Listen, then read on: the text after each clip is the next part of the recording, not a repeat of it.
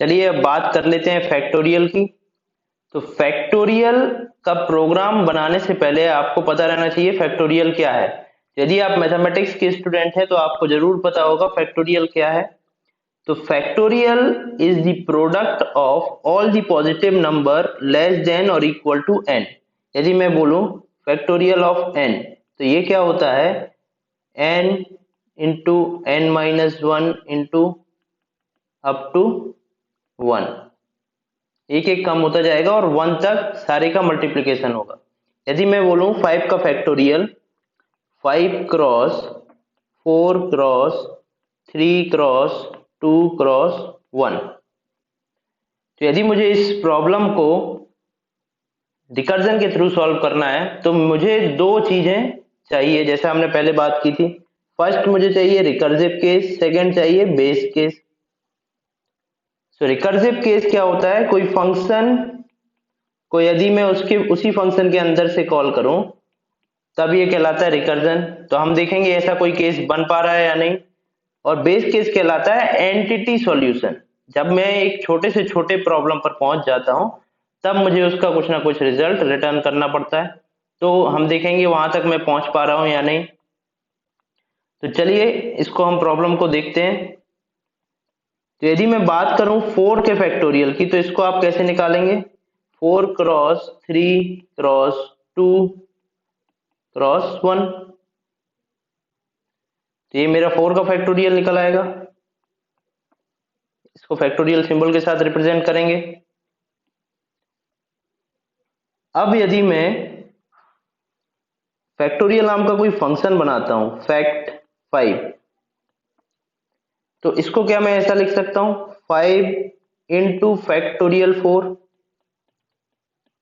Yes लिख सकता हूं, क्योंकि आप देख सकते हैं 5 इंटू ये 5 इंटू ये वाला पार्ट, तो ये वाला पार्ट यहां से आ जाएगा।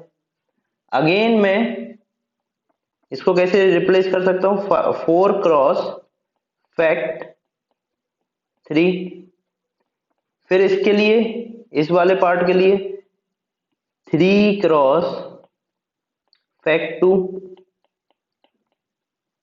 फिर इस वाले पार्ट के लिए 2 क्रॉस फैक्ट 1। फैक्टोरियल 1 क्या होता है, फैक्टोरियल 1 को मैं डायरेक्टली यहां पर चेंज कर सकता हूं।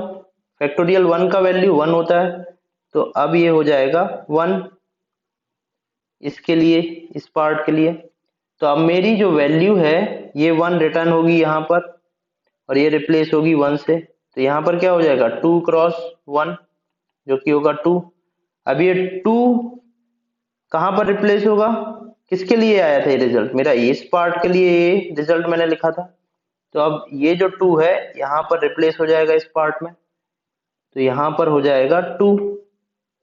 तो ये टोटल कितना हो जाएगा 3 इंटू 2 हो जाएगा 6। अब ये मेरा पार्ट है जो ये किसके लिए था, इसके लिए, इसको मैंने सॉल्व करने के लिए फैक्ट 3 के लिए ये पार्ट लिखा था। तो अब जो 6 वैल्यू आई वो कहाँ रिप्लेस होगी यहाँ पर, तो 4 क्रॉस 6 कितना हो जाएगा 24। अब ये 24 कहाँ रिप्लेस होगा, फैक्ट 4 के लिए मैंने ये पार्ट लिखा था, तो फैक्ट 4 की जगह ये रिप्लेस हो जाएगा 24। तो अब हो जाएगा 24 यहाँ पर रिप्लेस होगा 24। अभी हो जाएगा 5 क्रॉस 24, तो ये टोटल हो जाएगा मेरा 120। अब ये मेरा किसके लिए था, इस फंक्शन के लिए। तो अब जो रिटर्न होगा रिजल्ट वो मेरा यहाँ पर रिटर्न होगा 120। तो मेरा फाइनल आउटपुट हो जाएगा, ये हो जाएगा 120। तो ये फंक्शन मैंने कॉल किया था तो उसका रिजल्ट मुझे मिला 120। तो ये मेरा हो जाएगा फाइनल सॉल्यूशन। तो इस तरीके से आपका फंक्शंस कॉल होगा। तो आप यहां पर देख सकते हैं ये वाला केस मेरा कहलाएगा बेस केस, जिसने मुझे एंटिटी सॉल्यूशन प्रोवाइड किया, और बाकी मेरे ये सारे केसेस कहलाएंगे रिकर्सिव केस। क्योंकि मैं सेम चीज को रिपीट कर रहा हूं, उसी फंक्शन को कॉल कर रहा हूं। फैक्ट 5 निकालने के लिए मैं फैक्ट 4, 5 क्रॉस फैक्ट 4 को यूज करूंगा। तो फैक्ट 5 और फैक्ट 4 एक ही फंक्शन है ये, तो इसलिए रिकर्जन के थ्रू यूज हो रहा है। फिर मैं फैक्ट 4 निकालने के लिए फैक्ट 3 कर कॉल करूंगा, तो ये कहलाएंगे रिकर्सिव केस, जहां पे मैं रिकर्जन के थ्रू सेम फंक्शन को उसी फंक्शन के अंदर से कॉल कर रहा हूं। चलिए हम इसको प्रैक्टिकली प्रोग्रामेटिकली देखते हैं हमने क्या काम किया है। तो जैसा कि हमने सम ऑफ n नंबर्स देखा था पहले, सिमिलरली मैं यहां पर सेम चीज कर रहा हूं। ये मेरा फंक्शन है, इस फंक्शन में दो केसेस होना चाहिए। पहला होना चाहिए बेस केस, दूसरा रिकर्सिव केस। तो यहां पर दोनों है मेरे। रिकर्सिव केस कैसे है? क्योंकि मैं इस सेम फंक्शन को इसी फंक्शन के अंदर कॉल कर रहा हूं। बेस केस क्यों है? क्योंकि यहां पर मैं जब मेरा n 1 है तो मैं डायरेक्टली रिजल्ट रिटर्न कर रहा हूं, यहाँ फंक्शन कॉल नहीं हो रहा है। तो जब मेरा n 1 पर पहुंचेगा तब मेरा रिजल्ट रिटर्न हो जाएगा। तो आप यहां पर देख सकते हैं, जब मैंने यहां पर फैक्ट 5 लिखा था तो क्या हुआ था? 5 क्रॉस फैक्ट 4। यदि मैं लिखता हूं फैक्ट n, तो ये क्या हो जाएगा? n into fact n minus 1। तो सेम चीज आप देख सकते हैं यहां पर मैंने की हुई है।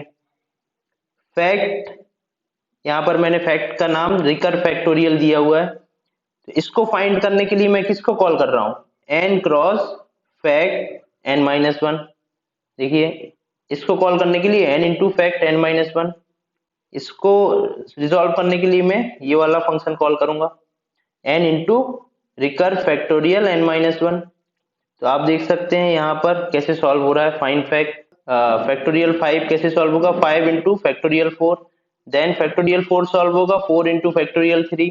3 सॉल्व होगा 3 इंटू फैक्टोरियल 2। 2 सॉल्व होगा 2 इंटू 1 फैक्टोरियल 1। तो फैक्टोरियल 1 का वैल्यू कहाँ से रिटर्न हो जाएगा? जब n होगा मेरा 1 तो रिटर्न हो जाएगा n, दैट मीन्स 1। तो ऐसे ही मेरा रिजल्ट रिटर्न होता जाएगा और फाइनल आउटपुट आ जाएगा। कैसा रिटर्न रिजल्ट होगा? यहाँ पर होगा 2 क्रॉस 1, तो होगा 2। 2 किसके लिए वेट कर रहा था? यहाँ के लिए, ये वाला सॉल्यूशन। तो इसका वैल्यू यहाँ रिप्लेस होगा, तो 2 यहाँ रिप्लेस होगा तो क्या हो जाएगा? 3 इंटू 2 6। अब ये वाली पूरी वैल्यू किसकी जगह रिप्लेस होगी? इस वाले की जगह। तो यहाँ रिप्लेस होगा 6, तो वैल्यू हो जाएगी 24। अब ये 24 रिप्लेस होगा यहाँ पर, तो वैल्यू हो जाएगी 120। 120 जाएगा यहाँ पर, तो मेरा फाइनल आउटपुट आ जाएगा 120। जैसा मैंने पिछले केस में किया था, इस टैग के थ्रू सॉल्व करने की कोशिश की थी, यहाँ भी जो आपका सॉल्यूशन होगा वो इस टैग के थ्रू ही होगा। तो आप इसको ट्राई कर सकते हैं। आप देख सकते हैं मेरा पिछला सॉल्यूशन जिसमें मैंने n नंबर्स का समेशन किया हुआ था, तो वैसे ही आप फैक्टोरियल को भी फाइंड कर सकते हैं मैन्युअली।